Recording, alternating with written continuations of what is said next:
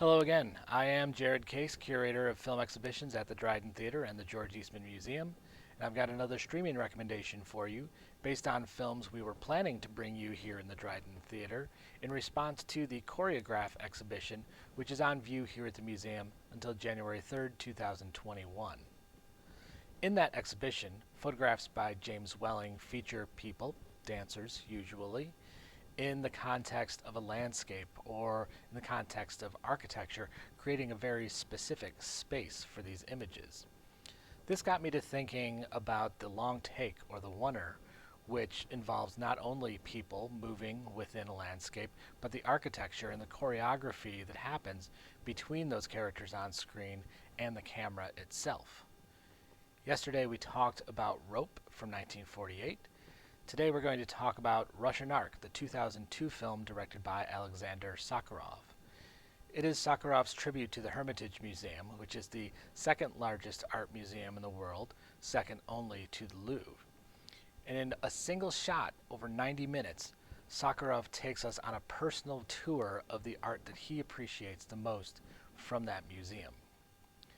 The camera takes on the first-person perspective of a disembodied voice, or a disembodied soul, voiced by Sokurov himself, who is joined by an unnamed European visitor who is inspired by the Marquis de Custine, who visited Russia in 1839 and wrote about it in unflattering terms. It's been said that all great museums are a place that time stretches. In this spirit, our two characters weave in and out of Russia's history in the 19th and 20th century, discussing and debating art and politics and putting Russia in contrast with Europe of that time period. The film combines recreations, historical recreations, with the study and interpretation of the art that's on view. Some of the recreations feature Nicholas I, Nicholas II, and Catherine the Great, while some which is alternated with views of Rembrandt's rare porcelain and the beauty of the Winter Palace itself.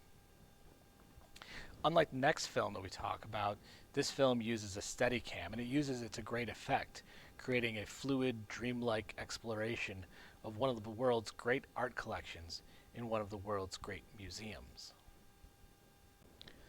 Unlike the Hitchcock film, which stitched shots together to simulate a single take, this film was actually shot digitally in one continuous, flowing, and expensive shot. It took about 4 years to plan and shows 33 rooms of the massive museum. All of the art is seen in place as it was exhibited, except for El Greco's St. Peter and St. Paul, which was moved into the mile-long route and served as the inspiration for one of the film's great discussions on religion and art. It was shot on December 23, 2001, and the production involved about 4,500 cast and crew members, including 2,000 cast, 3 orchestras, and 22 assistant directors. They only had that one day to shoot the film, and their first attempt failed after about 5 minutes. The next 2 attempts were not much better, but with battery power running low, the 4th attempt made it all the way through, and that is what you see on screen.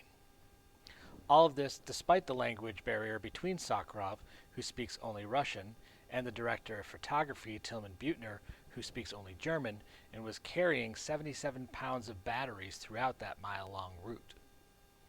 The final dance sequence that you see in the film is actually a recreation of a 1913 gathering, which marked the final ball ever held in Tsarist Russia, and that room hadn't been used for dance in the intervening 90 years. So, this film is available to stream on Hoopla if you have access to that service. Otherwise, I recommend that you find this on DVD somewhere. It's a strong recommendation for this wonderful, beautiful film. We'll have another movie shot in one take coming up for you as a recommendation, and we hope you come back for that.